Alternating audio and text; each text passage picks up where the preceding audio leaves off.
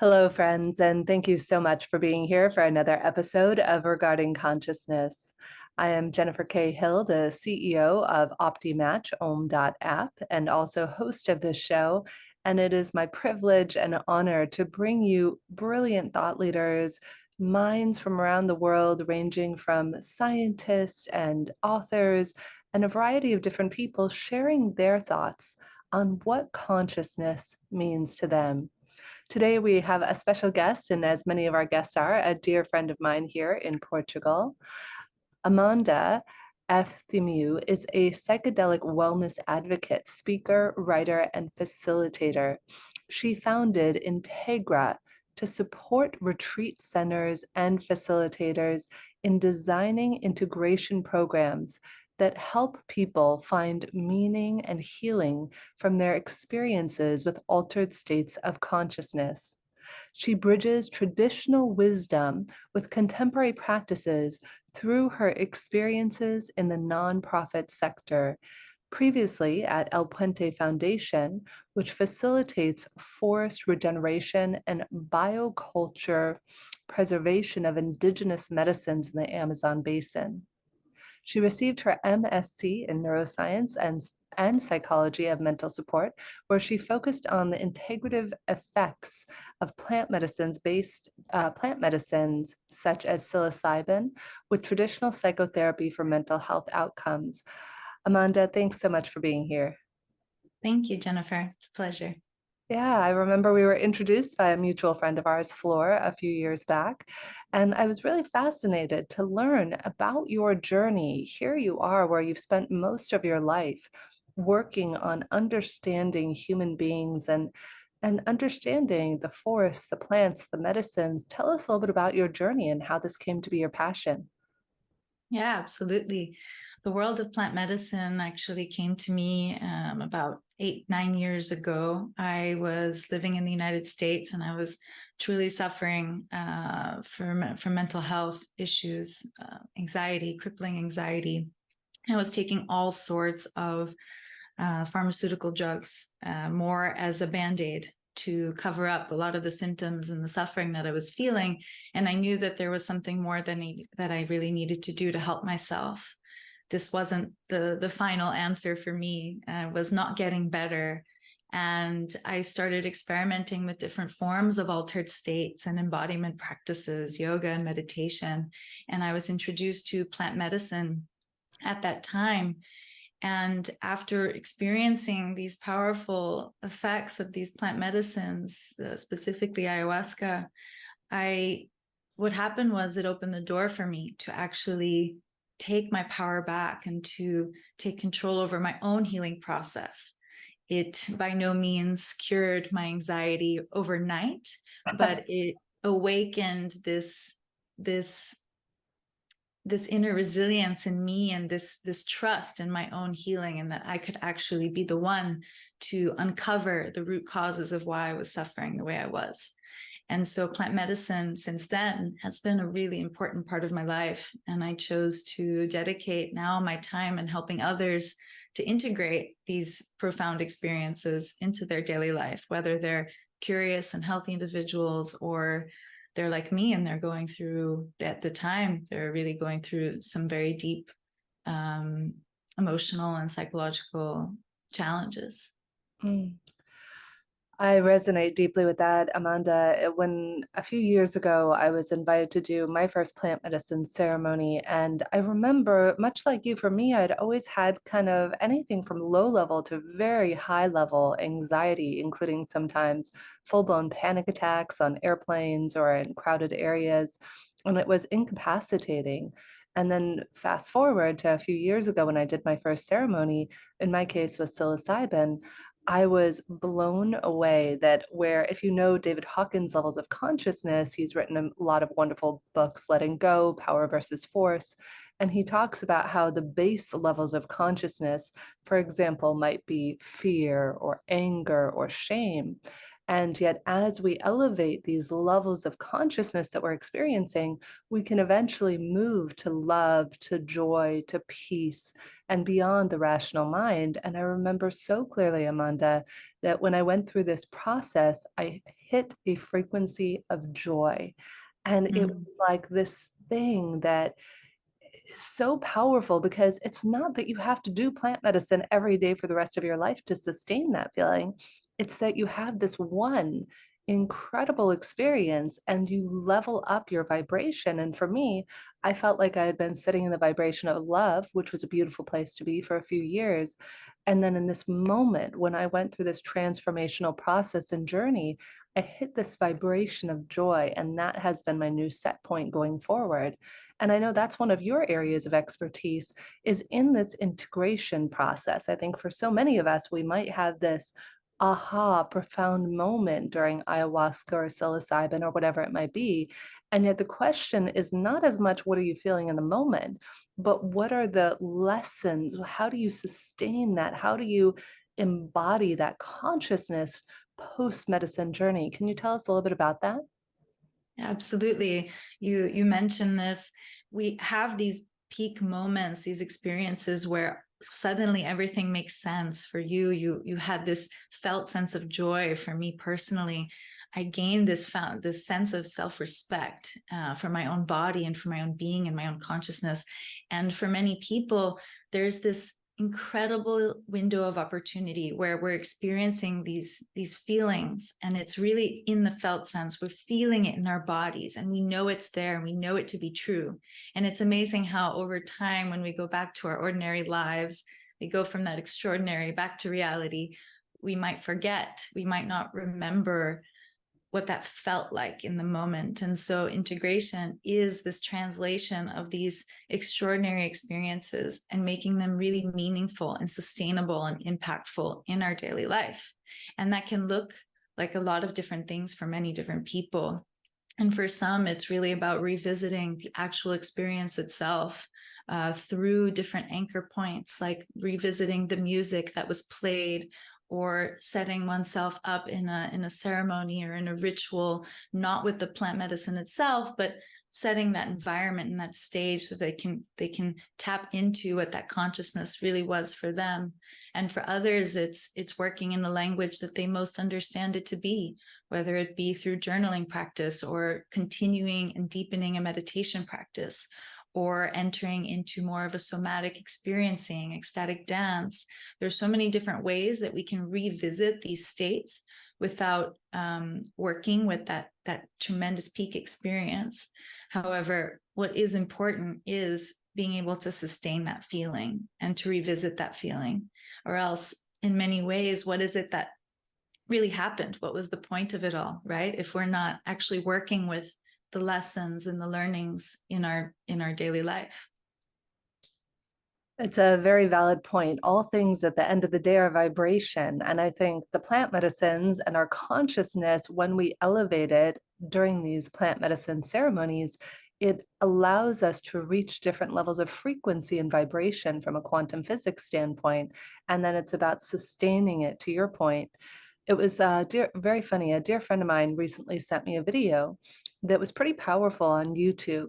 And it was actually explaining how thousands and thousands of years ago in the Greek times, there were these famous drinks that people would have that were these elixirs of life.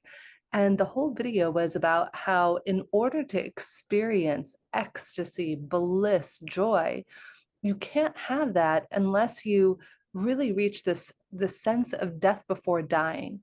And I think that's why so many of us live our lives in a perpetual state of fear and terror for that moment that at some point or another, we haven't solved it yet, we're all going to die at some point. And whether you hit a transcendental state meditation, I know for me it happened about a decade ago. I was doing, long before I ever did any plant medicine journeys, I was doing a normal meditation. And the funny thing was, I was a bit hungover, if I'm being totally honest. It was like 4 a.m. I had been the night before at this wine cruise thing on this boat in the middle of the south of France. And everybody was dead asleep, Amanda. And as I went through this process, I started doing just my typical meditation that morning. And I'm meditating, saying my mantra, and then boom, just like that, I dropped out of space and time. And it's the only time this has ever happened to me in quite that way, where I was just saying my mantra. And then next thing you know, I was everything and nothing. I couldn't find my body. I didn't know right from left, up from down. All there was endless nothingness and everythingness. And I had one of my teachers explain to me not long after that, that that's the equivalent of death before dying, which I think is something that dating back thousands of years to the Grecian times. And we can read about it in different writings. It's this idea of dropping and allowing that ego to die. And so that the new self can be reborn, which I think is a lot of the consciousness around plant medicines, correct? Absolutely. So plant medicine is really about visiting that concept of ego death or ego dissolution and coming to a point, to a very specific point where we no longer identify with self. Perhaps we leave our body completely. Perhaps we're having this bird's eye view of what's happening around us. And it allows us to really detach from the directness of our experience that might actually be quite painful for some. Some plant medicines, for example, they help people with a depressive state so that they can extract themselves from the identification with being depressed or having those feelings of depression, and they can take a broader view and actually see that they are more than this, and they are not that piece that's actually creating such challenge. And ego death and really reaching this point of almost nothingness can happen with these plant medicines. And it's interesting to me when you talk about plants and plant consciousness and how the context and the environment in which we're working with these plants can actually affect the messages and the insights that we receive from them. So when we think of, for example, in my experience with indigenous communities that work with ayahuasca medicine, they can be preparing. Ayahuasca is a unique combination of two very special plants. One is the Banisteriopsis caapi vine, and the other is the chacruna. And the chacruna is what contains DMT. And the vine is actually an inhibitor of harmine. And so it extends the potential of this DMT and makes it more long lasting in the body. And so this unique brew of these two plants, when put together, it's prepared in very different ways by different communities. It's facilitated within a different framework or of reference. Music is different. The practices, the opening, the introduction to the medicine, the way it's distributed, the way it's used and facilitated in an experience, in a ceremony or ritual, highly differs from one community to another. And yet, and the individuals who are experiencing that medicine are also receiving it differently, right? You have the same plant brewed in a different way, administered through a different practice, received by individuals, yet it's showing us very different things according to who we are and where we come from, our worldview, according to the way that the shaman or the facilitator wants this plant to be made visible to us. And so when I think of plant consciousness, does it have a consciousness? Perhaps it does indeed, because it's unique to all of us. It's sending us very different messages according to where we are in time and space. And the vibration changes according to where we are in our ability to receive what it is that it's meant to be shared. And so I just find that fascinating. We have the same plant, but according to environment, to tradition, it's completely unique. I think it's very powerful if we reflect on that further, that all things have consciousness. When, as Don Hoffman, who was with us a few episodes ago with Deepak Chopra, shared in his mathematical formula for consciousness, he purports, what if consciousness is fundamental, as are these ideas of things he calls conscious agents? And according to his mathematical theory, all things are made up of consciousness. And I think that's where I think we're being called to reevaluate how we interact with anything, whether it's a person, a plant medicine. I see it happen all the time with just normal day-to-day foods. I was at a thing last night with a friend, and she had ordered pizza, and one of the guys said, "Oh, well, I was supposed to do no carbs today, but I guess I'll be bad and have pizza." And all things, if we tell ourselves something is bad for us, whether it's pizza, whether it's plant medicine, whether it's traveling or doing something, the consciousness with which we interact with anything, whether it's a person, a food, a place, is going to directly correlate to our experience of that. And I think that's what plant medicine could, if you're open to it, give you access to, is to kind of removing those filters, is that we live life like a horse on a racetrack where we have those filters, those little eye covers, so all we can see is what's right in front of us. And my experience of plant medicine is that it removes those limiting filters and gives us this expansive 360-degree view of the potentiality of all the ways that we or life could show up or those around us.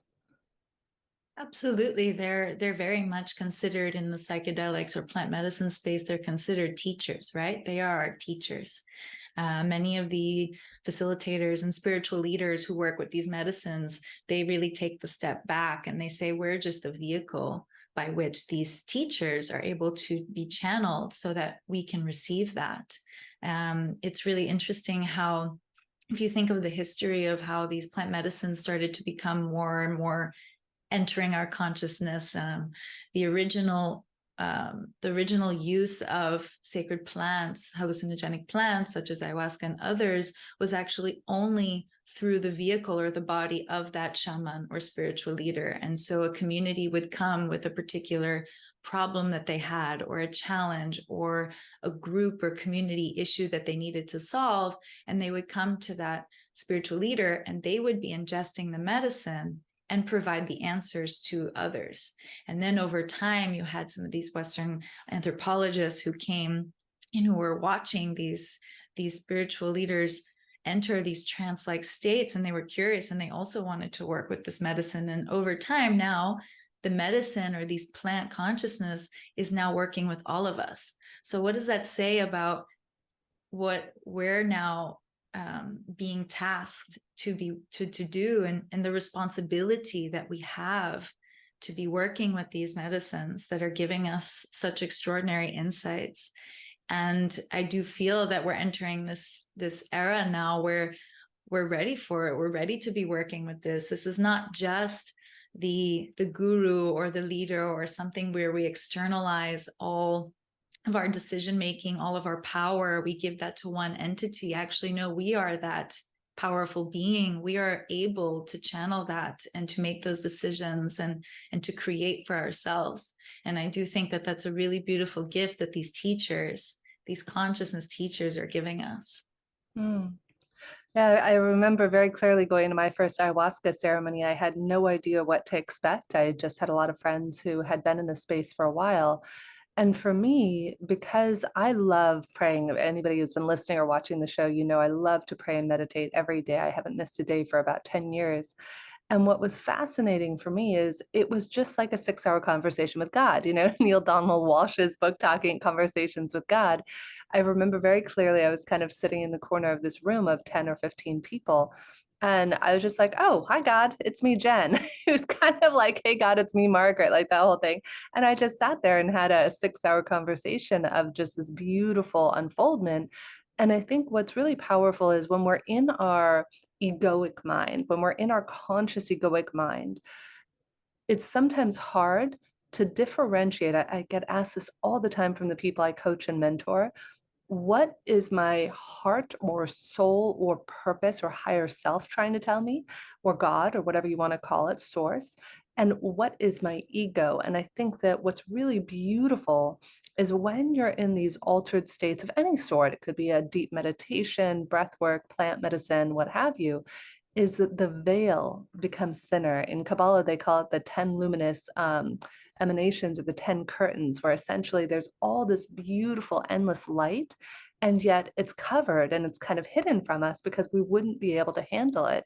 And yet when we go into these altered states of consciousness, it's like we're pulling back the curtain and we're able to distinguish and differentiate between that egoic mind, that desire to receive for the self alone, and differentiate between that higher self, that universal consciousness. And that's where I think a lot of people I've spoken with, whether it's been psilocybin, ayahuasca, ibogaine, whatever the medicine is, they're able to get these deep, deep answers to questions that have been plaguing them since their earliest existence, right? Yes, and I feel that to extend on that, to expand on this, the way that these medicines are actually doing their work to get us out of that egoic mind and actually to understand that this is really their deep purpose, this is where the truth lies, is actually to bring it out of that mind and into the body. So these medicines are really teachers of how we listen to our own body and the way that the messages that it's trying to tell us. I know that lately I've been really cultivating this intuition on the surface of my skin. When something is really resonant for me, my skin prickles in a certain way. It feels almost a little cool. And it's funny, but when an answer feels right, this is where it comes.